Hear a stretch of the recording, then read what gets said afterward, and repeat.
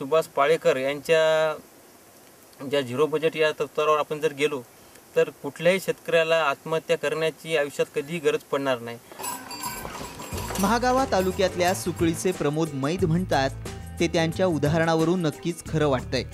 सुभाष पाळेकरांच्या तंत्रानं शेतीचा उत्पादन खर्च अगदी कमी होत असल्यानं धोक्याचं प्रमाण कमी होत असल्याचा मैंद यांचा अनुभव आहे। प्रमोद मैंद गेल्या 4 ते 5 वर्षांपासून टप्प्याटप्प्यानं नैसर्गिक शेतीकडे वळालेत। यंदा त्यांनी 17 एकरांवर सोयाबीन आणि तुरीच्या निवड पद्धतीच्या बियाणाची टोकण केली आहे। जे निवड पद्धतीनं बियाणे निवडून म्हणजे मोठमोठे झाडं जास्त फांद्यावाली जास्त संख्यावाली हे निवडून मी एकदम चांगल्या प्रकारे ती झिरो बजेट लागवड केली। त्यामध्ये मी एका जागेवर 1.5 फूट 18 इंच बाय 9 इंच म्हणजे 1.5 फूट बाय पाऊण फूट या अंतरावर मी सोयाबीन पिकाची 3 ते 4 बिया टोबल्या आणि 3 ते 4 बिया टोबल्यानंतर चांगल्या प्रकारे झाकून टाकल्या आणि त्याच्यानंतर ती लागवड एकदम चांगल्या प्रकारे वरच्या पावसावर एकदम कोरडवाहू प्रमाणे निघाली आणि 6 तास सोयाबीनचे झाल्यानंतर 1 तास तुरीचं 2 फुटावर घेतले।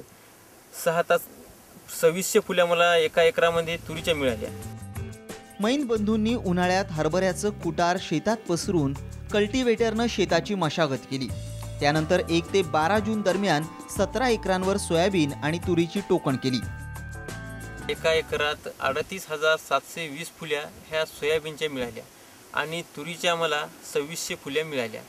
तर तुरीच्या ज्या फुल्या मिळाल्या त्या 2600 असून त्या एका फुलीवर मला मागच्या वर्षी जे उत्पन्न मिळालं त्या हिशोबाने मी याही वर्षी मला उत्पादन 13च्या वर मिळेल अशी माझी अपेक्षा आहे। परंतु सोयाबीनचं जे यावर्षीचं आत्ता जे झिरो बजेट जे शेतीचं मी तयार केली या बजेटामुळे मला एका फुलीवर साधारण 150-200 पर्यंत बरेच शेंगा आहेत। काही झाडांना त्याच्या वर पण आहेत आणि एका फुलीवर मला 50 ग्रामच्या वर बियाणं उपलब्ध होईल याची मला चांगल्या प्रकारे खात्री आहे आणि त्यामुळं मला एकरात 18 ते 20 किंवा त्याच्या वर पण जाऊ शकते असं इतकं उत्पादन भरघोस मिळेल। मैंद यांनी सोयाबीन आणि तुरीची टोकण केल्यानंतर 3 वेळा दशपर्णी अर्क आणि 2 ते 3 वेळा जीवामृताचे डोस दिले। त्यामुळे त्यांना शेतीचा उत्पादन खर्च कमी करण्यात मोठं यश आलंय। हे मी याच्यात रासायनिक खत म्हणजे कधीच कुठंच वापरलेलं नाही। दशपर्णी अर्क आणि जीवामृत याचा वापर केला आहे। याच्या फवारणी आम्ही 3 ते 4 फवारण्या फवारल्या केल्या आणि याच्यात आम्हाला एकदम खर्च कमी लागला। आतापर्यंत आम्हाला 4 ते 5 हजार फक्त खर्च आला आम्हाला। त्याच्यामुळे ही शेती आम्हाला बाकीची आसपासची शिवाय सोयाबीन बरेच खराब झाली पण आमच्याला अजून काही झालं नाही आणि आम्हाला प्रत्येक झाडाला 150 ते पाऊण 200 शेंगा आहेत। 15 ते 18 क्विंटलपर्यंत सोयाबीन पण होऊ शकते आणि आंतरपीक हे तूर म्हणजे व्यक्तीच राहिली समजा आणि एवढा पाण्याचा फटका बसून आम्हाला ही झिरो बजेट शेती असल्यामुळे हे परवडणारी शेती आहे। सध्या मैंद यांच्याकडील सोयाबीनच्या झाडाला 100 ते 300 शेंगांचं उत्पादन लागलंय। यापासून त्यांना किमान 15 ते 20 क्विंटल सोयाबीनचं उत्पादन हाती येईल असं वाटतंय।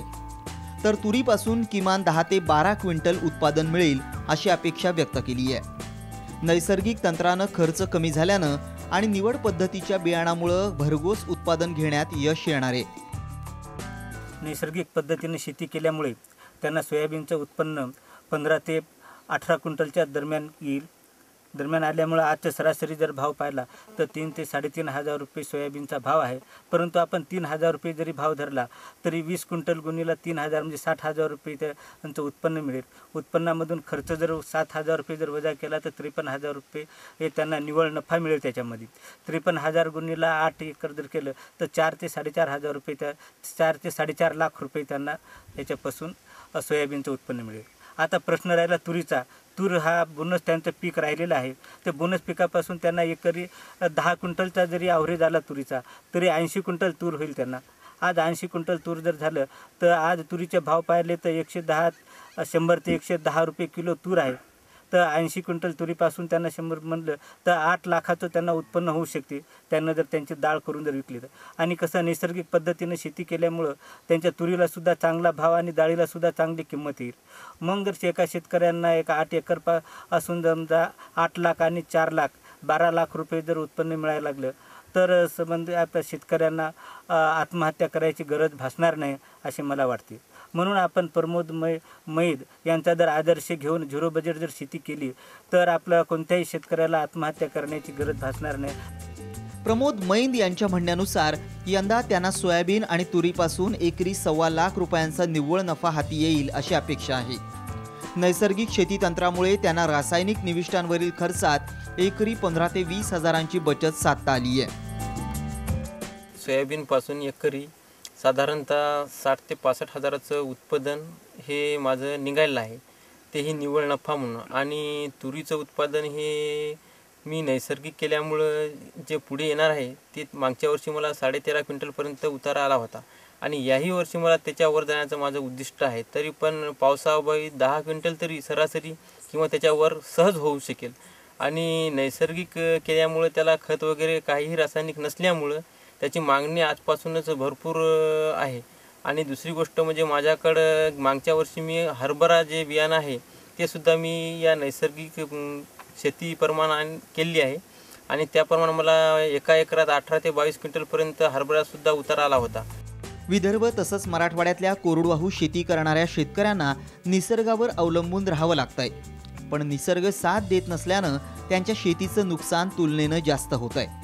अशावेळी नैसर्गिक तंत्राचा शेतीत अवलंब केला तर भांडवली गुंतवणुकीचं प्रमाण कमी होईल आणि शेतकऱ्यांना त्याचा फायदाच होईल. सुभाष पाळेकर यांच्या ज्या झिरो बजेट या तत्वावर आपण जर गेलो तर कुठल्याही शेतकऱ्याला आत्महत्या करण्याची आयुष्यात कधीही गरज पडणार नाही. कारण शेतकरी आत्महत्या ही रासायनिकमुळे होत आहे आणि तुम्ही जर नैसर्गिक आणि झिरो बजेट ही जी शेती आहे याप्रमाणे जर केलं तर मी आज छाती ठोकून सांगू शकतो कुठलाही शेतकरी हा आत्महत्या करणार नाही आणि आत्महत्या करण्याची कुणावरही गरज पडणार नाही. तुम्ही कुठल्याही प्रकारचे रासायनिक खतं किंवा दुसरी कुठल्या रासायनिक निविष्ठा न वापरता तुम्ही परिपूर्ण झिरो बजेट ही सुभाष पाळेकरांचं जे नवीन तंत्रज्ञान आहे ते तुम्ही अवलंबायला पाहिजे अशी माझी सर्व महाराष्ट्रातील शेतकऱ्यांना विनंती आहे. राज्यातल्या कोरडवाहू शेतकऱ्यांनी मैद बंधूंप्रमाणे नैसर्गिक तंत्राचा अवलंब केला तर त्यांच्या खर्चात मोठी बचत होईल. पर्यायानं शेती निसर्गाच्या संकटात टिकण्यास उभारी घेईल. त्यामुळे हवामान बदलाच्या संकट काळात नैसर्गिक शेतीच तारणार असल्याचं मैद यांच्या उदाहरणावरून दिसून येत आहे. गजानन भोयर, साम टीव्ही, यवतमाळ.